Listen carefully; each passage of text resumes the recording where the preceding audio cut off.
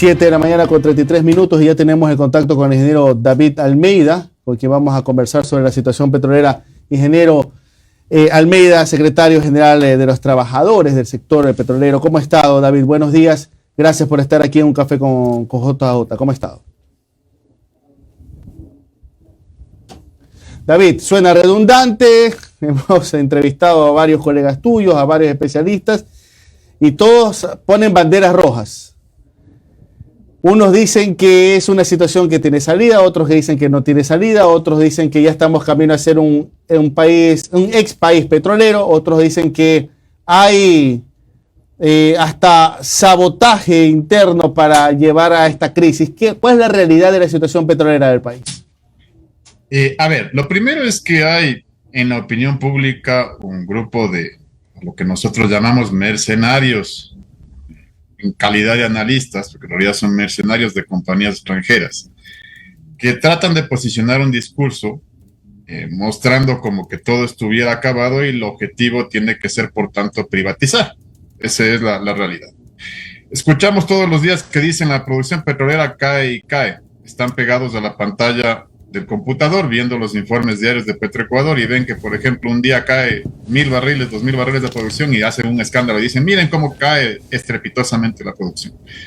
Lo real es que en la operación petrolera, estos eventos operativos son normales. Si a mí se me daña una bomba en un pozo, si tengo 1,000, 2,000 pozos, si me daña una bomba en un pozo y me cae 500 barriles, lo que tengo que hacer es una operación de reacondicionamiento, reemplazar la bomba y vuelvo a producir los 500 barriles. Por lo tanto, la producción petrolera no puede analizarse de un día para el otro, sino en un espacio de tiempo prolongado. Nosotros recomendamos por lo menos 6 meses. Y cuando se analiza, por ejemplo, cuál fue el promedio de producción del 2023 en la empresa estatal, encontramos que fue, según cifras oficiales, 386,000 barriles por día. En el primer semestre de 2024, la producción promedio ha sido de 387,000 barriles de petróleo por día. Es decir, no solo que no ha caído, sino que ha habido un ligero incremento. Incluso a pesar de que, ustedes recordarán, en junio, hubo el evento de rotura del OCP, que obligó al apagado de varios pozos durante un espacio de cerca de 15 días, y efectivamente eso va a afectar ese promedio que he demostrado ahora. Entonces, ¿qué es lo que está pasando en la práctica? En la práctica es que tenemos una política que está orientada a privatizar grandes campos como Sacha, que es al que le tienen puesto el ojo, y para eso se hace toda una narrativa con estos mercenarios que yo llamo de empresas extranjeras, precisamente para tratar de ubicar en la opinión pública de que el Estado no puede producir y por tanto tengo que entregárselo a un privado. Ok, pero David, la pregunta es, viendo los números fríos, corrígeme tú, hasta hace 5 o 6 años estábamos por encima de los 450,000 barriles diarios, ¿o no? Sí, y más o menos se ha mantenido. Sí, es que ese es el otro tema, ¿ok? No hemos incrementado la producción. Ustedes recordarán que incluso hubieron algunos intereses patéticos en el gobierno anterior que hablaban de elevar a 1,000,000 de barriles, y nosotros dijimos, sí, eso no tiene ningún sentido técnico lo que están proponiendo, y ahora lo siguen repitiendo porque parece que quieren volverse a hacer cargo de la empresa. Pero en realidad la producción, si bien no ha incrementado, no se ha reducido. ¿Cuál es el problema en realidad? El problema es que uno tiene que analizar la renta y no cuánto produce. Y voy a poner un ejemplo sencillito. Colombia produce 750,000 barriles de petróleo por día en este momento. Nosotros producimos cerca de 480,000 barriles de petróleo por día como país. Habiendo exportado Colombia el año pasado 50 millones de barriles más que Ecuador, obtuvo una utilidad similar a la que Ecuador obtuvo ya en renta petrolera por esos barriles exportados, es decir, cerca de 5,000 millones de dólares en utilidad del crudo exportado. ¿Cuál es el tema? El tema es que si yo produzco más, pero esa producción, esa renta se la lleva el privado, al Estado no le sirve para nada. Y de hecho lo que estoy haciendo es gastando mis reservas más rápido, pero entregándole la renta al privado. Y eso es precisamente lo que quieren hacer con Sacha, por ejemplo. Por darles una cifra así sencillita. Si comparamos Auca, que es un campo similar a Sacha, Auca lo privatizaron en 2015. Auca tiene un costo de producción de $30 del barril, mientras el promedio del costo de producción de Sacha en este momento es de $7 del barril en los últimos 7 años. Y Sacha entregó 3.500 millones de dólares más en utilidades al Estado que AUCA, cuando AUCA incluso produjo 10 millones de barriles más en ese mismo periodo. Entonces, ahí vemos que el problema no es tanto cuánto se produce, sino cuánto le queda al Estado. Y ese es el discurso que les falta hacer y el análisis técnico que les falta hacer para identificar cuál es el beneficio de la privatización que estarían planteando en este momento. Ahora, David, tú comentas mucho el tema del campo Sacha, ¿no? ¿Verdad? ¿Cuál es la situación? Por ejemplo, aquí estábamos revisando una documentación de 2019, ¿no? ¿Verdad? Que en su momento la había suscrito Carlos Enrique Pérez, que era el ministro de Energía de ese momento, que hablaba sobre este término, ¿no? La monetización, que no es básicamente que venta o privatización. En ese momento eran los campos Sacha, Ispingo y Coca, que fueron presentados para su análisis. En ese momento, esa cartera de Estado dice que esos modelos no le convienen al país.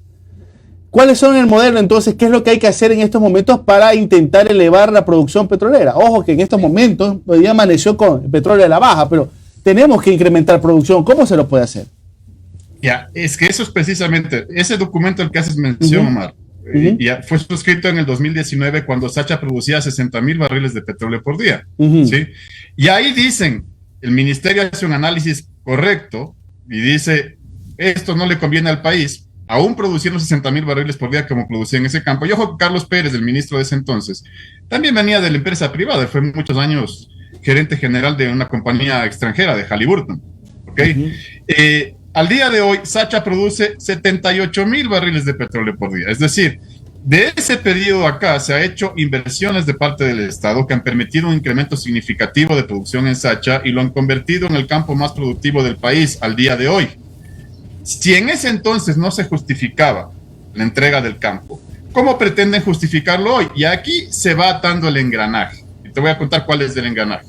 Nosotros hemos visto que el Ministerio de Energía en este momento ha guardado silencio respecto de ciertas cosas, como la extensión del contrato del OCP, por ejemplo, en donde debió haberse revertido al Estado en el mes de enero, sin explicación alguna, extendieron 6 meses que se cumplieron en julio, y al día de hoy guardan todavía silencio respecto de qué pasa con el OCP. ¿Quién es accionista del OCP? Una empresa argentina, pero también una empresa china, y ojo con lo que digo de la empresa china.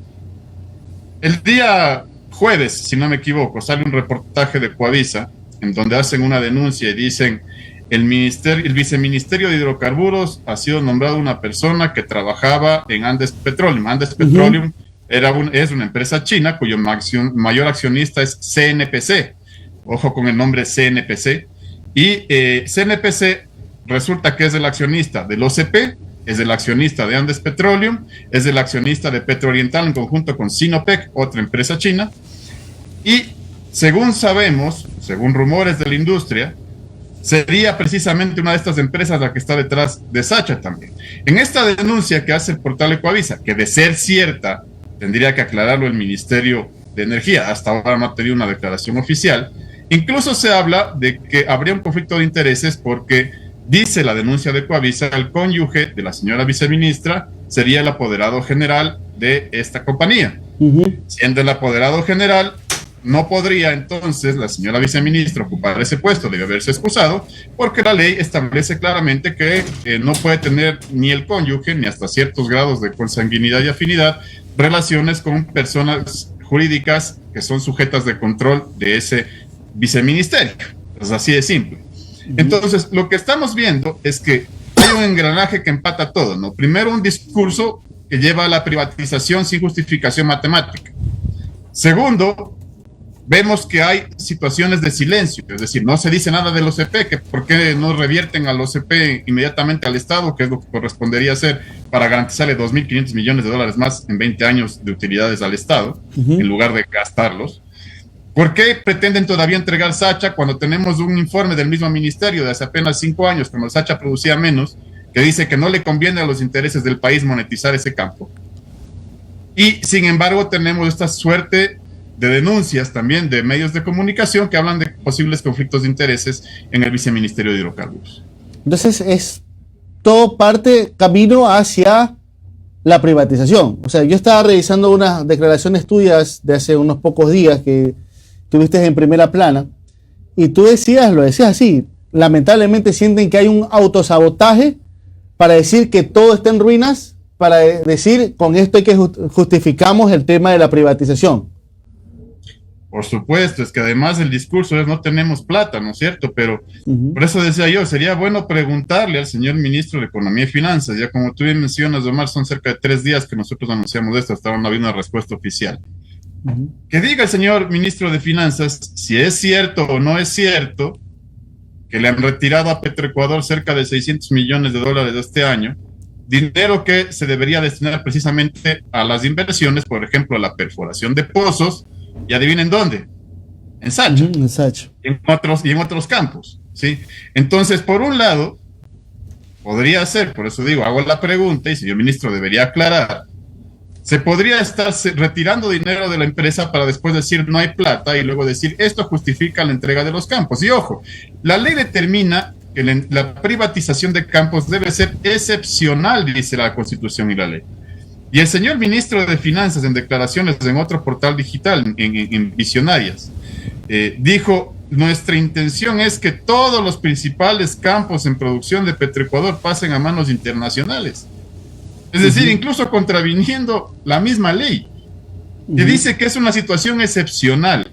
Entonces, nosotros sí denunciamos que lo que podría estar ocurriendo acá es precisamente un autosabotaje del gobierno a la producción petrolera para justificar la privatización y la entrega de la renta nacional a intereses extranjeros. Perfecto. Y finalmente, ¿de qué depende todas estas acciones? ¿Ya está en marcha como tal todos estos procesos y cómo se lo puede frenar? Es la pregunta. Es que esa es la otra situación que nos llama la atención. Recordarás, Omar, el tema de la famosa barcaza, ¿no? Y más o menos lo mismo ocurre acá. Teníamos una barcaza que zarpa de Turquía, decía la denuncia, antes de que incluso se convoque al proceso licitatorio. Al día de hoy no hay ningún proceso licitatorio abierto para entregar campos, pero sin embargo hay mucho ruido en la industria petrolera respecto de quién anda ya detrás analizando y buscando cuáles son los datos, etcétera, etcétera, para plantear ofertas. Y el ministro de Finanzas sale a decir, nuestra intención es entregar los principales campos, cuando no han transparentado las cifras, cuál es el modelo, qué es lo que quieren hacer, cómo le cierra la matemática, cómo es que al ministro Carlos Pérez hace 5 años no le cerraba y ahora le cierra a ellos. Es decir, todo eso es lo que no han explicado, y por eso hago el símil con el tema de la barcaza, porque lamentablemente, al parecer, esa es la política redundante en materia energética y petrolera. Perfecto, David. Y para ir cerrando, y te invito a, no sé si te animas, porque veo que también la asociación que ustedes lideran también está analizando el problema eléctrico, que es otra pata gravísima en nuestra economía. En estos momentos el ministro de Finanzas está en Teleamazonas diciendo que nuestra economía va boom para arriba. Dice que en el mejor de los casos vamos a crecer por encima del 1%. Dice. El tema es que muchos analistas dicen, mira, el 0.1% que nos pintaba el FMI ya suena optimista y llegaremos al 0.1 si es que no hay apagones. Y allá en el horizonte hay ese temor, ¿no? De que vuelvan los apagones. Ustedes, ¿qué han podido analizar, sus especialistas, qué consideran que está ocurriendo en el sistema eléctrico? Nuestros compañeros eléctricos, justo el sábado tuvimos una reunión en donde analizamos todos estos temas con los delegados nacionales de la organización, y nuestros compañeros eléctricos nos han planteado que es posible de que en realidad vuelvan más temprano que tarde los apagones, porque no se ha logrado ni se ha tenido la intención de repotenciar el parque térmico que tiene el país. Decían nuestros compañeros que cerca de apenas entre el 30 y el 40% del parque térmico es lo que está en funcionamiento, y lamentablemente eso es lo que va a generar posiblemente apagones. Pero el problema es incluso de que nuevamente esto se llama también autosabotaje, porque ¿por qué tenemos parque térmico inutilizado? Porque se ha buscado o se ha dejado de lado precisamente el repotenciar ese parque térmico, y ahora están de emergencia haciendo contrataciones, y emergencia significa apuntando con el dedo, contratando barcazas, contratando generación, que puede tener obviamente costos superiores a lo que nos hubiera costado repotenciar nuestro propio parque térmico. Y aquí entra también el tema del gas, Omar. Exacto. Analizamos también, recordarán, pues nosotros también denunciamos hace tiempo, el año pasado, cuando hablaban el gerente de Select de importar gas, decían, no tenemos plata para que Petroecuador incremente la producción en Campo Amistad, que se había calculado según cifras publicadas que era 173 millones de dólares que se requería para una campaña de perforación y reacondicionamiento de pozos y elevar la producción a 60 millones de pies cúbicos de gas, que es lo que se requiere para Termomachala. Y decían, por tanto vamos a importar, y resulta que ¿cuánto costaba la importación de ese gas? Costaba 320 millones de dólares. Es decir, tienen 320 millones de dólares al año para importar gas, pero no tienen 173 millones de dólares para que Petroecuador perfore y reacondicione los pozos de gas para entregar nuestro propio gas mucho más barato. Entonces, estas cosas son las que nos suenan contradictorias y nos llaman la atención precisamente a declarar que podría haber un autosabotaje de parte del gobierno para justificar la privatización de campos e infraestructuras. Perfecto, hemos tenido a David Almeida, secretario general de los trabajadores de las empresas de energía y petróleo. Muchísimas gracias a David Almeida por este tiempo. Te agradecemos, David. Igualmente, más gracias. Gracias.